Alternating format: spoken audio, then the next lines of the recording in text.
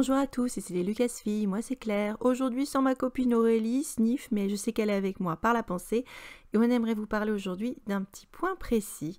Vous avez vu passer depuis la fin de l'été des affreuses rumeurs comme quoi Kylo Ren tomberait dans un trou, n'en sortirait jamais et serait présumé mort pour toujours. Fin du dernier Skywalker. Bon, vous savez tout le bien qu'on pense de ces leaks qui effectivement traînent sur la toile depuis la fin de l'été, le début de l'automne et qui sont, on va dire, renforcés par un certain nombre d'images qu'on voit défiler depuis fin novembre que Disney et Lucasfilm nous matraquent avec les images de teasers et de trailers et de spots TV. Bon, ce qui nous fait dire que ce qui s'est passé avec ces leaks, c'est que les personnes qui ont expliqué avoir l'intégralité du scénario alors que le film n'était pas encore bouclé, il faudra bien noter quand même ce paradoxe, ils ont eu en fait accès à ces images promotionnelles qu'on voit actuellement et ils se sont chargés de faire leur fanfic, de boucher les trous et d'en tirer les conclusions qu'ils avaient envie d'en tirer.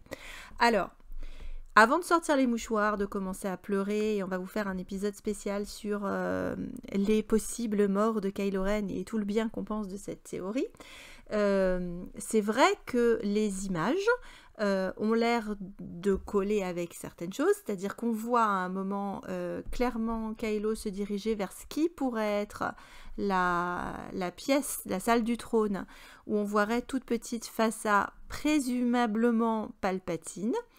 Et parce qu'on retrouve le même code couleur, on voit les éclairs au loin, et c'est vrai que derrière Rey, on peut voir un trou qui pourrait correspondre avec l'idée que peut-être Kylo à un moment est jeté dans un trou. Bon, pas de quoi s'affoler, et on va vous dire pourquoi. On va commencer d'abord par vous rappeler qu'en septembre, Disney et Lucasfilm ont pris la peine de nous publier une jolie BD spéciale Snoke Age of Resistance dont on vous a parlé dans un épisode. Et cette BD parle beaucoup moins de Snoke qu'elle ne parle de Kylo et elle s'ouvre quand même sur un point fondamental qui est que dans l'entraînement que Pervers Pépère a fait subir à Kylo, il le jette du haut d'une falaise, normalement pour le tuer, hein, comme on jette un bébé dans l'eau en disant bah vas-y, tu te noies ou tu apprends à nager.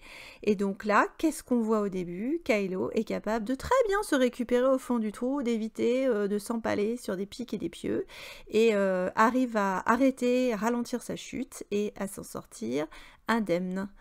Donc ben voilà, ils ont fait un précédent, on sait que s'il se fait jeter au fond d'un trou, chouchou d'amour, il a appris à s'en sortir tout seul, il a appris à nager. Pour les chutes, on va dire que Star Wars a également un très long passif dans l'histoire de ce qu'on va appeler les gadins de la galaxie.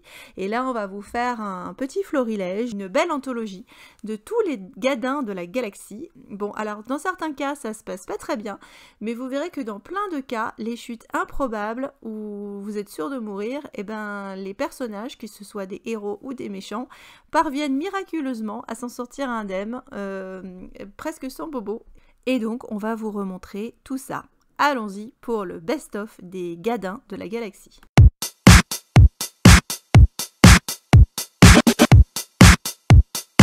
It's Construct Productions. Hey.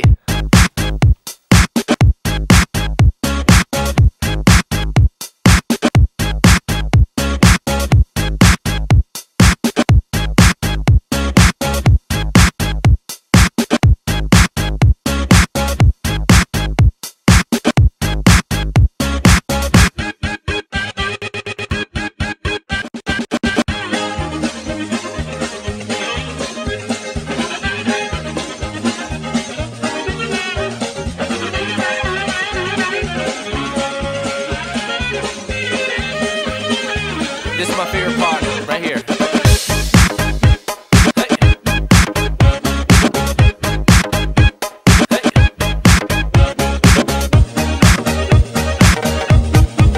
Let's go.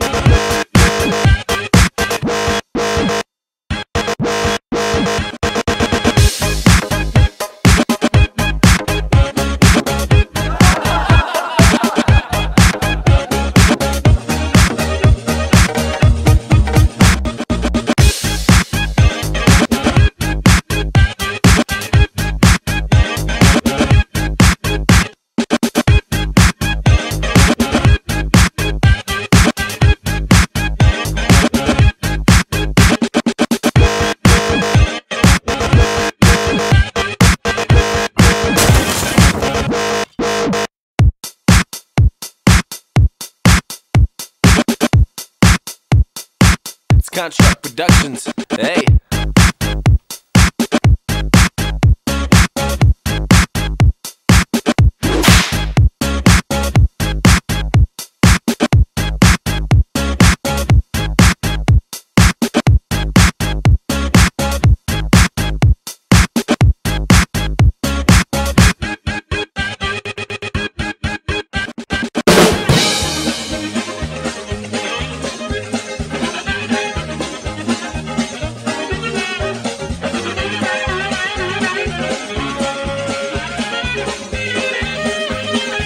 This is my favorite part.